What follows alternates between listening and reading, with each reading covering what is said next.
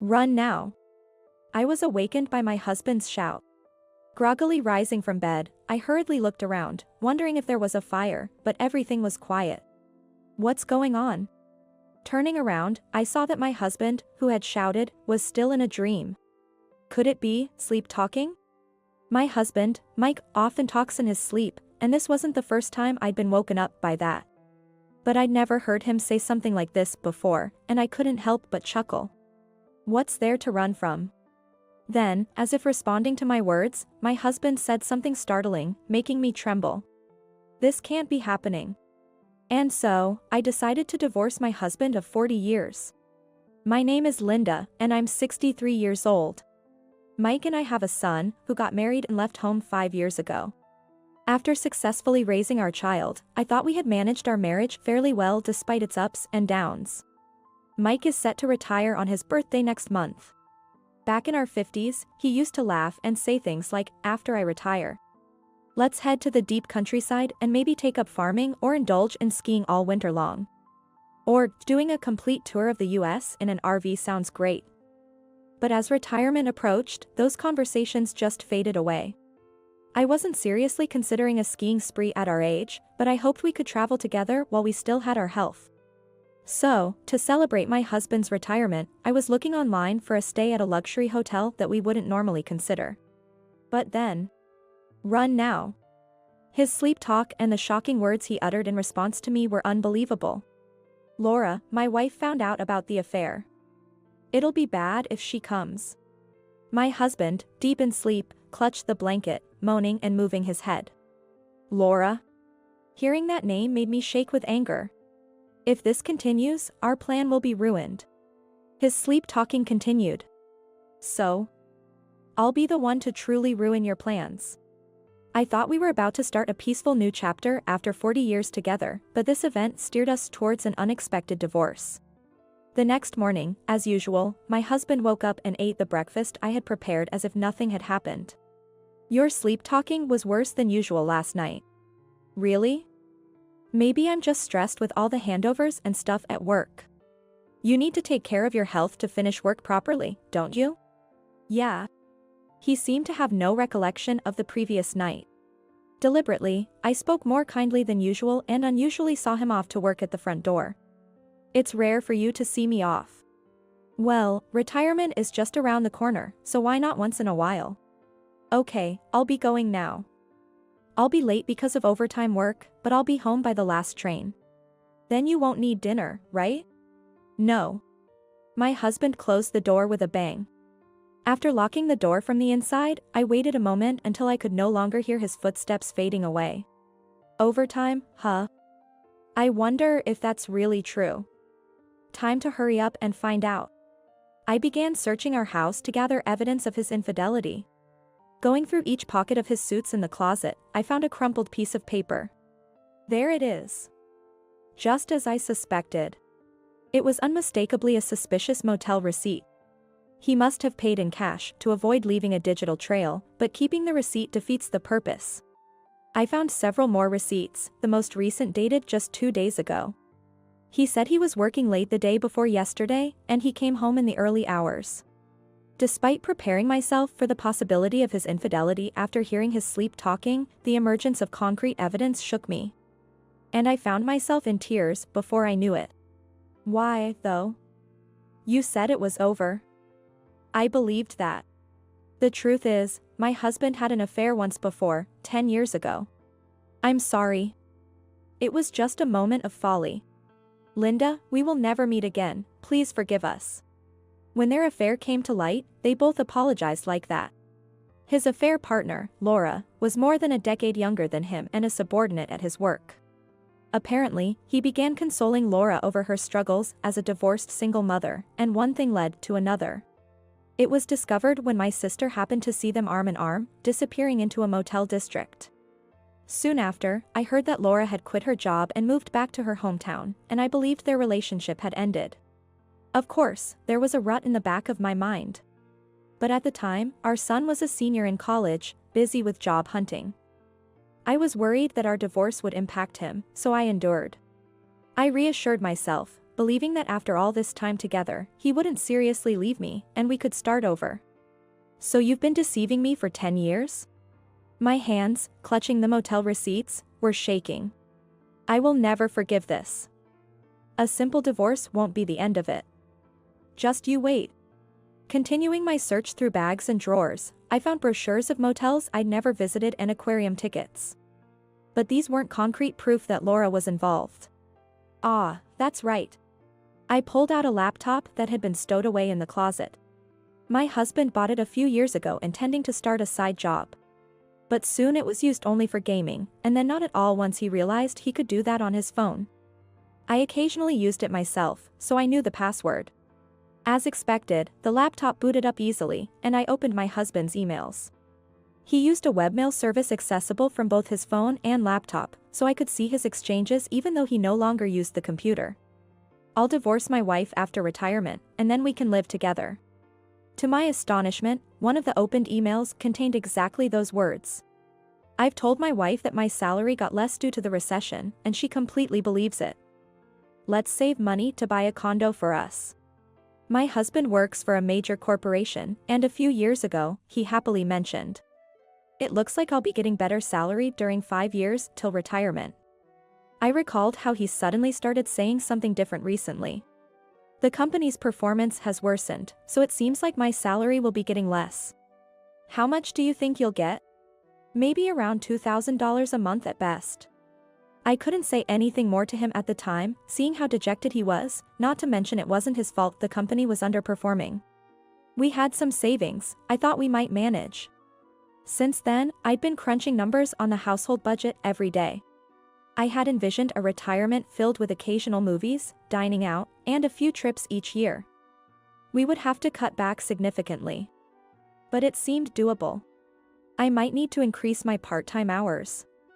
It's unfortunate. But he will have to find some part-time work after retirement while he's still able-bodied. What was all the time I spent agonizing over this for? Does your wife really not notice anything about us? She's oblivious. Even if she finds out, she forgives me as long as I apologize. It was the same 10 years ago. She believes we completely broke it off back then, so it's fine. The emails were filled with mocking words about me. I've given her $2,000 in salary every month, but actually, I've got $4,000 every month. So, just save the remaining $2,000 every month. $2,000 every month should be more than enough for her. I'll tell her the divorce on my retirement day. Then, we can start our new life in the condo we bought yesterday. Seeing the heart symbols in the emails of my soon-to-be 65-year-old husband made me feel nauseous. A condo bought yesterday? When I checked my husband's bank account online, I saw a transfer of $50,000 to a real estate agent on the date mentioned in the email, leaving almost nothing in the account. So, their love nest is already set up? Disgusting. My anger gradually turned into emptiness, and I became more clear-headed. I'll grant them their wish for a divorce, and I'll do it in a way that's as advantageous to me as possible. I continued searching online for information about divorce. That reminds me, there it is. I turned my closet inside out and found a diary I had written 10 years ago. Flipping through the pages, I found a piece of paper I had tucked into the date the affair was discovered. Just as I thought. Smirking at the content, I immediately called a law firm I had found online. I was determined to sort everything out without my husband noticing before his birthday, which was also his retirement day. A few days later, my husband came home unusually early and looked around the room. Things seemed to have decreased a lot recently. I threw away a lot of unnecessary stuff. You know, it's the trend these days. I had already decided on a place to move after the divorce and was slowly moving my things there. Worried that he might have noticed, I realized he no longer seemed interested in me or what I was doing. Hey, my mom wants to rebuild her house. So, I decided we should use our savings to help her out. What? Of course, I've already given all my savings to her. It's not enough, so we have no choice. But what about our future? You're working part-time, so it's fine. But that will almost deplete our savings. Don't worry. I will also work part-time after retirement. He was probably trying to reduce our joint assets to minimize the amount he'd have to give me. I never imagined he'd resort to such underhanded tactics. That's a shame. I was planning a luxurious hotel trip to celebrate your retirement, just the two of us. Huh? Forget about that. Why? No, it's pointless to go on a trip with you now. I didn't miss the brief look of annoyance on his face. Of course. He wouldn't plan a trip with someone he's planning to divorce on his retirement day. I had thought about an all-around America trip or skiing, just the two of us after retirement. You used to talk about it, remember? Saying this brightly on purpose made him even more irritable. We can't afford luxuries on a trip while making my mom and others hold back. I didn't say that. I was just hoping we could spend a relaxed and friendly time together after retirement. Mike sat silently, his face sour as if he had bitten into a bitter bug. Up until recently, I truly believed that. But you know what? I've lost the desire to go with you as well. Tough luck. In my heart, I lashed out with all the bitterness I could muster. And then, on his retirement day, I spread a feast across the table and popped a cracker as soon as Mike entered the room. Despite my beaming smile and warm welcome, his face remained cold and expressionless. Congratulations on your retirement. Let's get a divorce. What? You must be joking. Having rehearsed this moment countless times in my mind, I dramatized my shock like an actress, bursting into tears. I'm sorry. I'll give you half of our savings as a settlement. That's all we have in terms of shared assets. No. I won't agree to a divorce. I'm sorry. After saying just that, Mike left the house. All that was left was a feast that I prepared. Well then, on to the next plan. I celebrated alone with a feast. The next day, I found myself in front of the luxury condo Mike had purchased, accompanied by a woman. When I pressed the apartment number at the entrance, a woman's voice responded. You must be Laura, I'm Mike's wife. Ah. The voice sounded as if it came out of nowhere, and I almost laughed, restraining myself with effort. He's there too, isn't he? Can you let us in? No. Go away. You don't have the right to refuse us. What do you mean? Who do you think this woman with me is? She's my lawyer, Miranda. What? Do you want to talk now, or would you prefer going to court? Mike appeared on the monitor, talking with Laura. Let us in quickly. Or would you rather continue this discussion in the entrance, where all your neighbors could know about your misdeeds? Fine, come in. This is how Miranda and I stormed into the love nest of foolish Mike and his mistress. Once inside, Mike bombarded me with questions like, how did you find out, and how did you know about this place? I ignored them all. Miranda then laid out the divorce settlement in front of them. Asset division $200,000. What is this? Both Mike and Laura were left gaping at the document. There's no way we have that much money. Why not?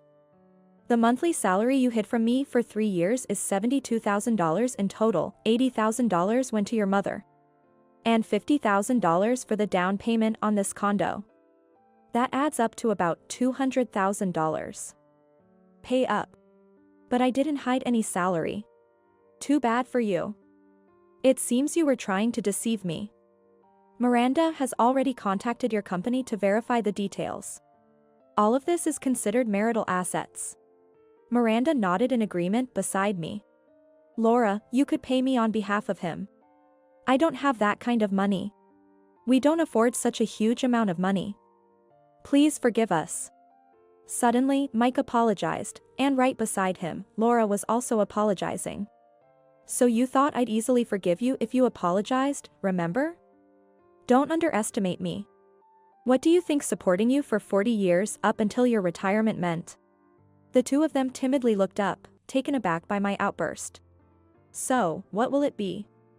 Accepting the divorce settlement here and now, or facing a hopeless court battle? Choose whichever you prefer. Court would take too much time and money, but this settlement is outrageous. That's absurd. Oh, did you forget? I pulled a piece of paper from my bag. Pledge, we will never meet again in the future. Should we break this promise, we will accept any request made. It was the same piece of paper I had found in my diary from 10 years ago. During the first affair scandal, I impulsively made it and had both of them sign it. It says right here you'd do anything. This is invalid now. That's right. Then, let's go to court. That's right, you haven't received your salary for the last month yet, have you? If we're going to court, I'll make sure to inform your company so they don't let you misuse the funds. After a moment of silence, Mike looked up and muttered, "All right. Good. Then sign here. But paying $200,000 is outrageous. Even I know that much. $5,000 a year for 40 years of support. Do you really think that's too much?" I didn't want to quantify our 40 years of marriage in terms of money. But I figured he wouldn't understand without me putting it that way. Truth be told, even Miranda thought the amount was too high, but during the drafting stage, she told me I could ask for whatever I wanted. So I insisted. "Can't you make it a more manageable amount? I have my future to think about, and there's the mortgage for this condo." "Then sell the condo." "Of course, you'll probably sell it at a loss." "That's what I'm saying. So, understand my position. Don't start playing the sympathy card now. All I understand is that you two will have a miserably tight budget from now on." After stating my piece, I left the rest to Miranda and exited. In the end, I got $100,000 for the shared assets. Still, unable to afford the mortgage, they were forced to put the condo on the market, only to find it wouldn't sell for the desired amount, leading to substantial debt. Reluctantly, my ex-husband started doing day labor, and Laura began working in a bar at night, constantly fighting over their financial woes. I never thought I'd be living alone at this age, but I've found the freedom to use my time as I please quite enjoyable. Lately, I've become fond of traveling alone, and I'm currently planning a trip abroad. I'm looking forward to enjoying the rest of my life.